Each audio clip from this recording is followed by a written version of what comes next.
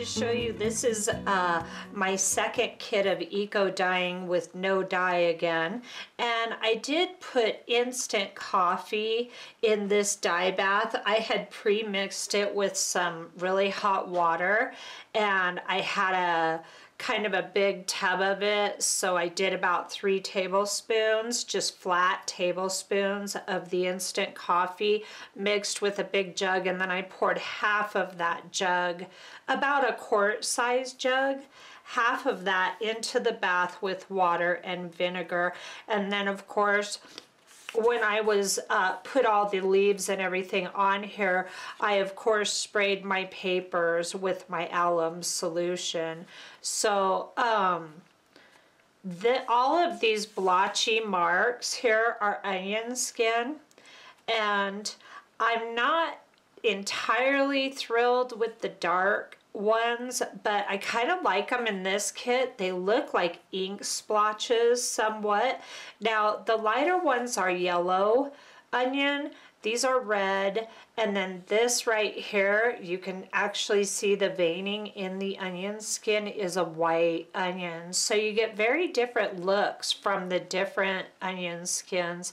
And then I just wanted to flip through this with you, and of course I did the this kit was folded in half, so I got the mirror image, and then the back is 2 opposites because they were stacked like I always do.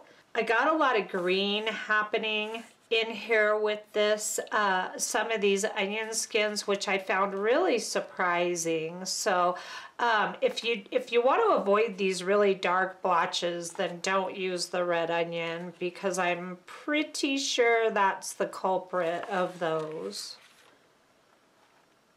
Some really fun prints, and then I used quite a bit of baby's breath in this kit as well, and then of course the tree leaves, and then these are from grapevine, a grapevine branch, and then a lot of aspen, and I got very different results from the aspen leaves. Like here's one side and then here's the other, so I got completely different look.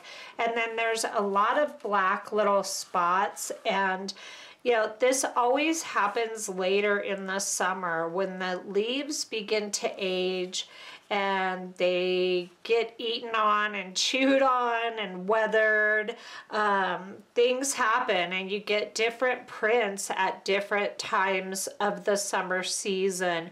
If you want to avoid this, I don't mind this at all, but if you want to avoid this, you'll just want to collect all your leaves as early as you possibly can. So here's another print, and this is the back side. So this was the stacked side, and then this is the mirror image here.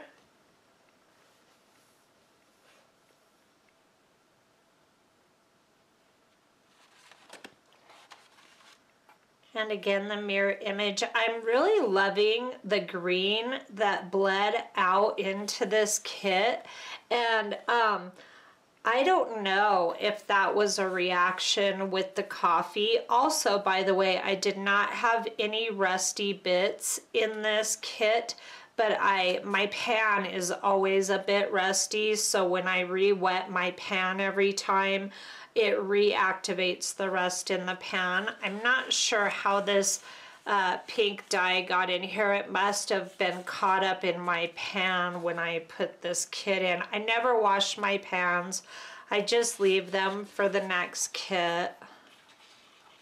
I figure why, because all that stuff on the walls and the floor of your pan can serve to add interest to your kits.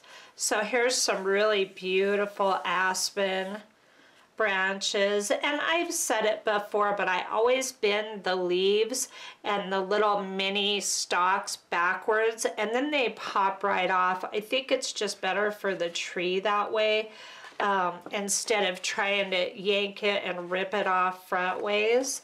So you might want to keep that in mind. So this is either the top or the bottom. It's a barbecue page, as I call them, because it's got the great marks, but some really beautiful onion skin markings on this page. And it really, in this kit, was surprising because it came out so much like ink splatters. So I like that a lot. And then these are another tree branch. Lots and lots of interesting textures in this kit. And again, here's the mirror image. And it's so funny because your leaf, you will never get an exact mirror image of your leaves because they're different from the front side to the back side. So this was pretty interesting. I got a blob here where that onion skin was, and then it kind of just printed sporadically on this side. I will say the onion skin is a pain in the butt. It's hard to remove from your kits, and it takes a little bit of extra work, and you don't know what you're gonna get. Like this green is just incredible to me. I don't even begin to know how that happened. But it's makes for a lot higher maintenance eco dyeing to use onion skin. So I use it sometimes, and then other times I don't use it at all. Here's some baby's breath branches here, and then of course another tree branch. Every now and then I will get these really amazing little purple blotches in my eco dyes, and I'm not sure. It's got to be something in some of the leaves I'm using.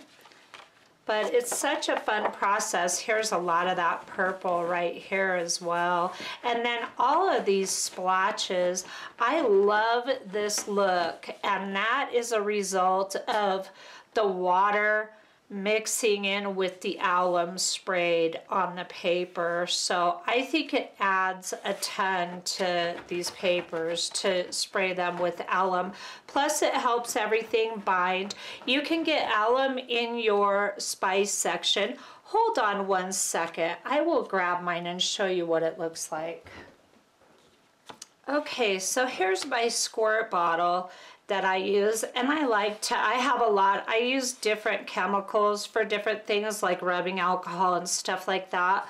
So I always like to mark mine with tape, but this is a 28 ounce, 828 milliliter jug here, squirt bottle. And then the alum, this is what it looks like from my store, but you'll always be able to find it in your spice section in the grocery store.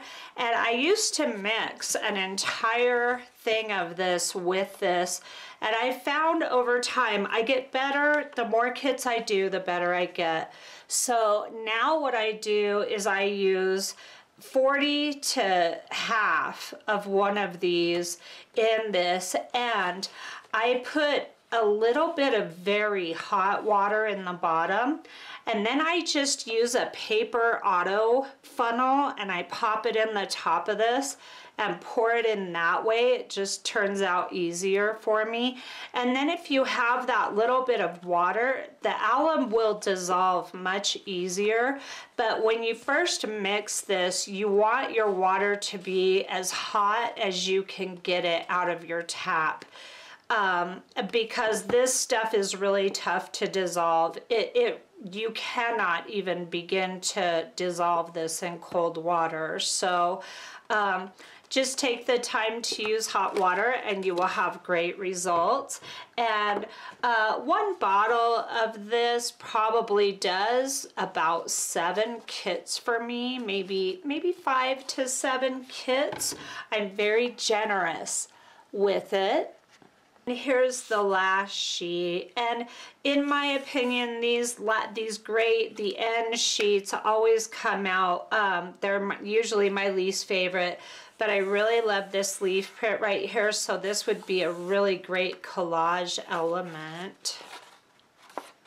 And then here is the front side of this. I haven't decided what to call this one yet. I must have had some blue dye floating around too, because there's a little blue in that corner. So I will link this below if you're interested in this kit, and whatever I decide to name it, it will be linked below as an Etsy link. So thank you so much for checking this out. This is a really fun kit. I enjoyed making this. I love to see the results. And as you saw, I really like to do the reveal with you guys so that you can see it all opened up and unraveled too. And if you haven't subscribed yet, I surely invite you to. As always, got a lot of fun stuff going on this channel, and I will see you next time. Have a great day.